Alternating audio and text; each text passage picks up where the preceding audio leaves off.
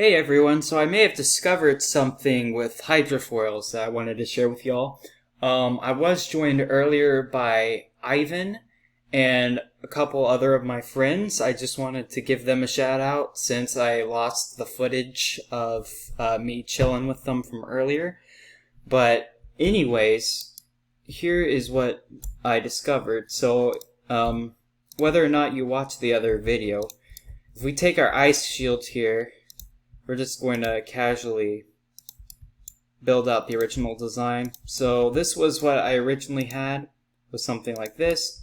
This is where the seat would be mounted, and we would wing out super far here for balance. And so wider this area is here, the more stable your build is. But what if we make this part longer? Well, actually, it does have an effect on the build, and it doesn't have an effect on speed or stability, but how high you can actually get this thing to jump out of the water, which I thought was pretty cool. So if we go here and we extend this quite a bit, and you don't have to copy exactly what I'm doing. As long as you have this shape, it will work on any hydrofoil. But what we're going to do is we're going to go ahead and we're just going to put a wedge here. And you don't have to be super precise with that. You just want to make sure that they're at least down. So actually with this one, I'm just going to place this one a little bit lower here. And actually, you know what? We're going to stick this right on the end here. And it's a little difficult to see. I apologize. It's also difficult for me to see too. But we're going to stick one right there, right on the end to get the most amount of stability as we can. And then we're going to move over here. Do the same thing, right quick. So there we are, got them nice and evenly spaced. Take our regular ice shield and we're just going to stick one in here, one in here. And now we are going to get our ice shield plate. Or actually, you know what? Let's go ahead and stick this up too. There we are. And take our ice shield plate, our big fat one, and stick it right there. And now we're just going to go ahead, and the only thing different that I'm going to do on this hydrofoil, unlike the other one, besides adding length, is we're just going to rotate this around right quick. So we got it nice in the middle.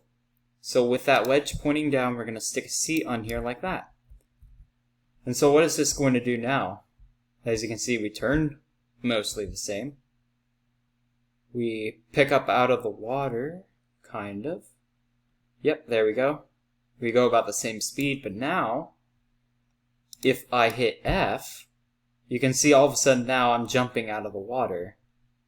And it's kind of like a dolphin-like maneuver.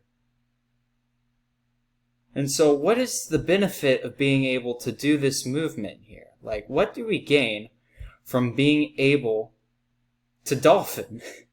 Well, what's interesting now is because of the fact that we're able to get airtime by jumping, it means that we can set ourselves up to where we can park ourselves on top of people like this. Well, that's cool and all, but how is that useful? Well, what if we add cannons facing downwards on the side of our boat? And so now all we have to do is go up to players, hop on them, and then drop ourselves on them.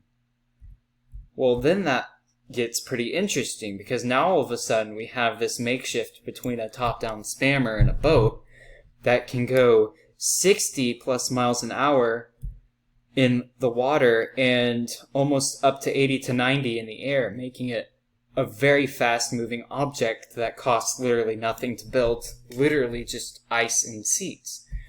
So let's go ahead and put this into practice. So if we go ahead here and take our old cannon, our basic level cannon, and I'm just going to go ahead and wait here for the water to dry up. But if we go ahead, and we're just going to repair this right quick. So if we take the old cannon and tilt it downwards, we can see that it's actually set up perfectly to where we can literally just stick them on here, and they're already kind of facing the right spot. And we're just going to go ahead, and actually, I'll tell you what I'm going to do here. we're going to go ahead and move up these cannons so they're more in reach of the seat. There we are. And there we are. Oh, and shout out to this guy as well. I know he wanted, let me see here. Oh, come on, turn back. There we go. Yes, shout out to Big Oof Dude as well. He also wanted to be mentioned in the video. I lost the footage. I apologize about that, my guy.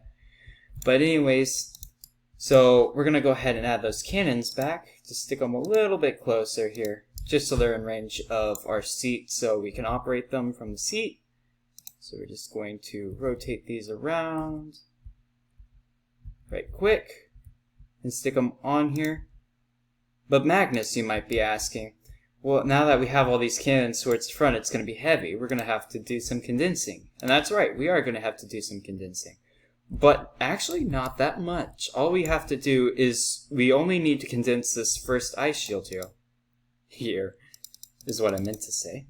First ice shield here, put a couple things of ice in it, and now all of a sudden, it can float on its own. So now, we have our hydrofoil with weapons on it, with good maneuverability, and I'm actually going to put some seats here so your friends can sit on here. So let me just stick them on here in case they want to have a seat. Just going to add a few on here for them, preferably in the middle. There we go. Alright, there we are. And so now all we're going to do with this is, as soon as it starts to rain, we're going to test it out. But yeah, I kind of took a break from whatever floats your boat for a while. I just kind of ran out of ideas for a bit. Not really ran out of ideas, but if you're going to record, you should record while you're having fun, you know. And I just been grinding the game a lot. I just kind of needed to take a hiatus. But anyways, so here we are. We're just going to slow down here. Going to lift up. We're going to park on top of them. And now we're just going to fire. And that is literally it. And of course you're going to want to add some, you know, armor around the seat, preferably. You can do that out of ice or whatever.